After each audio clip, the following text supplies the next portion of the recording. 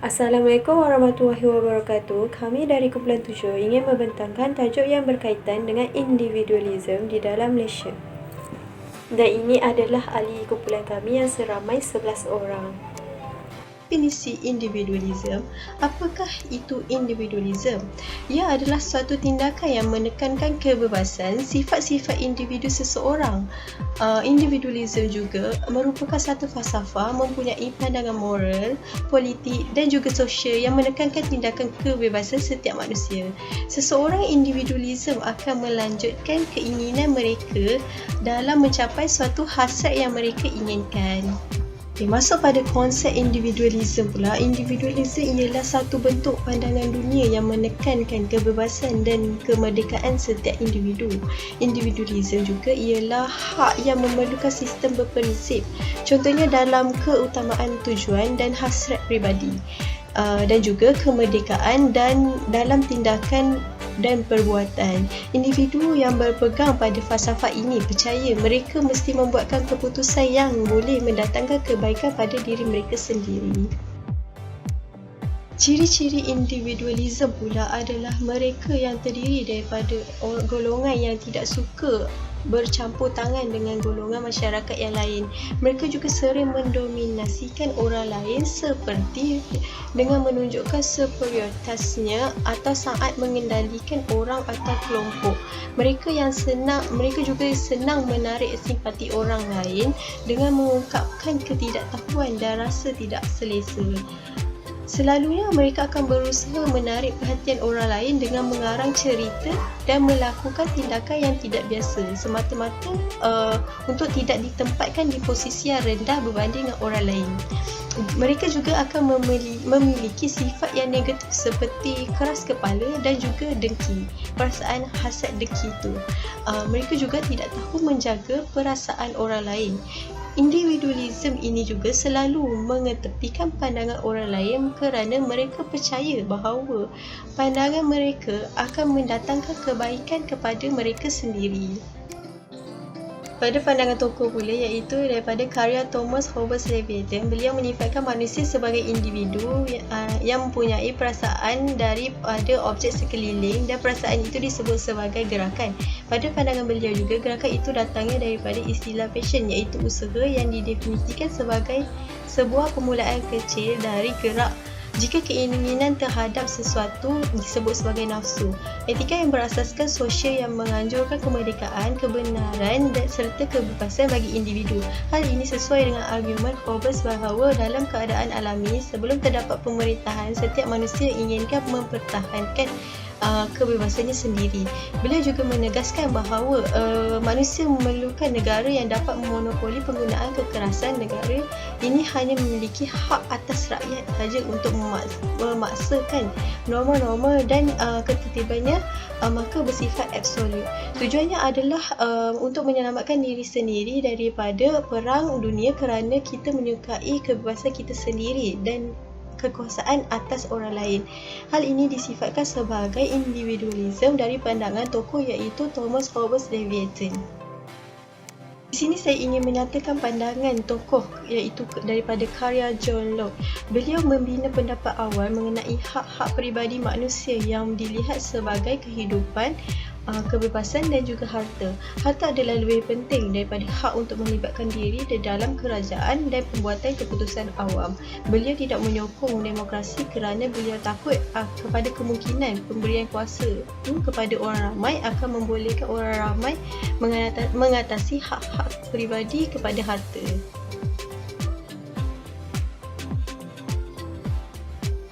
Contoh amalan berkaitan individualisme yang berlaku di Malaysia. Yang pertama, melakukan kerja secara bersendirian tanpa wujud komunikasi dengan rakan sekerja. Dalam arti kata lain, mereka tak nak bekerjasama dengan orang sekitar dalam segala hal. Dan ini juga sering berlaku dalam kalangan pelajar. Poin kedua adalah tidak mengutamakan warga emas, orang kurang upaya dan ibu mengandung sebangsa menggunakan perkhidmatan awam. Dia lebih kepada kurang peduli kepada orang sekitar. Contoh, tidak memberikan tempat duduk ketika menaiki kenderaan awam, tidak memberi peluang atau tidak membantu warga emas yang ingin meretas jalan raya.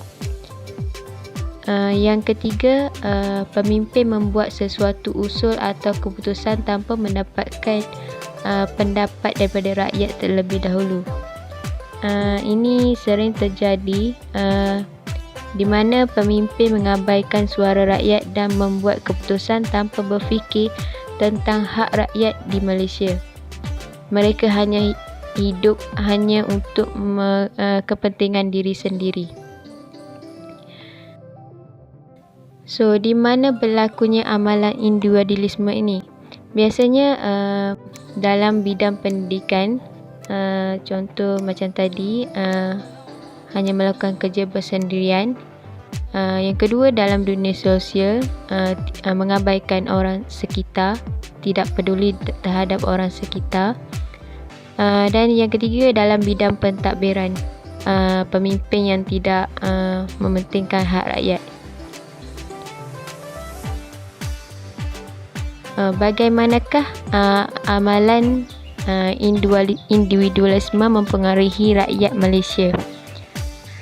Individu menyebabkan individu terlibat berasa tersisih. Proses suatu kerja dengan rakan sekerja lain menjadi rumit. Kalau dalam masyarakat, menyebabkan masyarakat dengan tanpa segan silunya menaburkan fitnah terhadap orang lain dan kurang amalan murni dalam suatu kelompok masyarakat. Dan ini akan menyebabkan pecah belah dan pergaduhan sesama masyarakat. Untuk negara, perpaduan antara kaum di negara terjejas, berlakunya perselisihan faham antara politik, dan ini sekaligus menyebabkan negara akan menjadi mundur.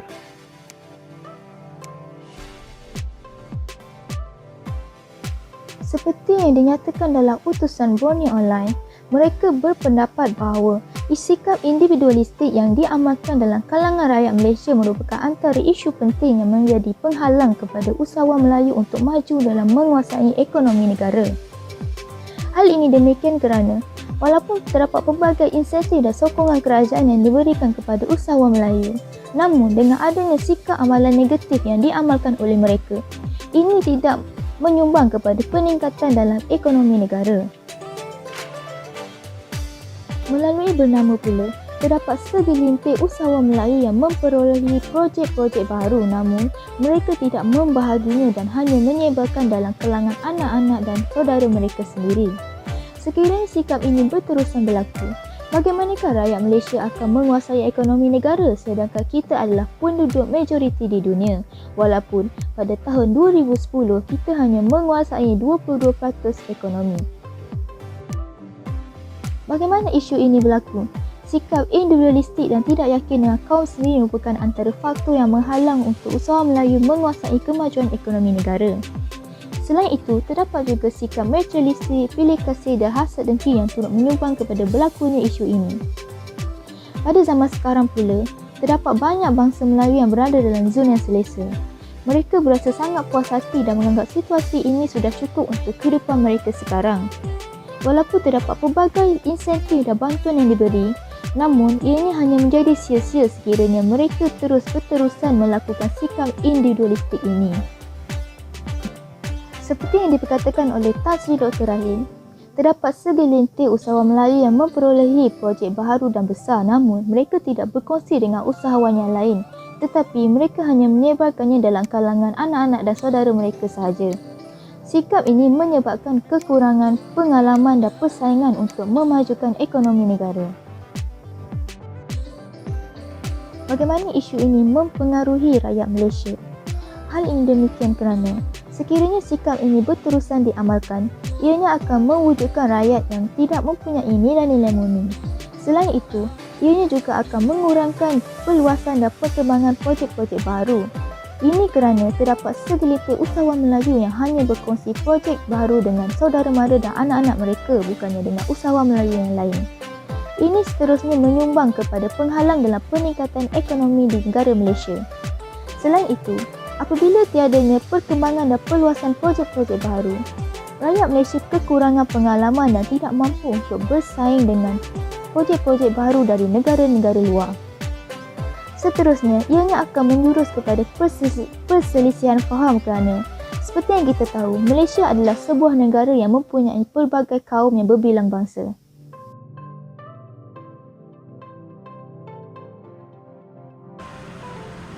Seterusnya, bagaimana cara menangani isu individualisme? Cara mengatasi individualisme ni dia terbahagi kepada dua, iaitu falsafah pendidikan kebangsaan dan penghayatan rukun negara. Jadi untuk melalui falsafah pendidikan kebangsaan, cara mengatasinya kita dapat mewujudkan teamwork ataupun tugasan secara berkumpulan supaya para pelajar akan lebih bekerjasama dalam melakukan suatu perkara dan tidak mementingkan diri sendiri. Yang kedua, apabila dalam berpasukan, sifat hormat menghormati dan berkongsi juga wujud. Para pelajar yang pandai akan menjadi contoh kepada pelajar yang lain dan semua pelajar tidak akan ketinggalan dan dibeza-bezakan. Jadi pembangunan dan kemajuan negara ini hanya boleh direalisasikan jika wujudnya masyarakat yang mencakupi segala kriteria matlamat pendidikan kebangsaan dan formula satu Malaysia. Jadi melalui falsafah pendidikan kebangsaan ini kita boleh tengok dia mewujudkan, dia menyingkirkan individualisme dengan melakukan kerja secara berkumpulan. Jadi teamwork ni merupakan salah satu cara. Kerja pasukan ni merupakan salah satu cara untuk menangani isu individualisme, dan para pelajar akan tertarik untuk berkongsi apa yang mereka dapat, apa yang mereka pelajari dengan orang lain, dengan pelajar yang kurang faham dan sebagainya, supaya dekat sini dia akan mengurangkan, dia akan mengatasilah masalah individualisme tu. Cara yang kedua adalah melalui penghayatan rukun negara. Jadi melalui penghayatan rukun negara ni dia sangat berkait dengan rukun negara itu sendiri. Yang pertama, meningkatkan semangat perpaduan antara kaum yang berbilang bangsa dan agama. Yang kedua, menanam sifat bertanggungjawab dan rela berkorban demi negara. Yang tiga, menyadari kepentingan dan mematuhi perlembagaan negara demi keharmonian bersama. Yang keempat, tidak bersikap egoisme serta patuhi undang-undang negara. Dan yang kelima, meningkatkan rasa solidariti dan keperluan terhadap masyarakat sendiri. Melalui penghayatan rukun negara ini, dia berkait dengan rukun negara itu sendiri. Yang pertama, kalau kita tengok, apabila melibatkan rukun negara, dia melibatkan satu masyarakat majmuk, iaitu masyarakat yang ramai dalam bentuk kumpulan. Jadi apabila seseorang individu tu dia terlibat dalam bentuk masyarakat yang majmuk, dia tak lain tak bukan dia perlu melibatkan diri. Dia perlu menunjukkan rasa bertanggungjawab dia dalam bentuk berkelompok, bermasyarakat dan sebagainya. Dan melalui ini, individualisme pun akan dapat diatasi dengan kita menolak perbezaan kaum, budaya dan agama, dan kita meningkatkan rasa solidariti ataupun persaudaraan dalam kalangan masyarakat. Jadi sekiranya masyarakat saling menjaga di antara satu sama lain, maka terhasillah satu keharmonian dan dia akan mengatasilah masalah individualisme dalam kalangan masyarakat di negara kita. Itu saja. Sekian, terima kasih.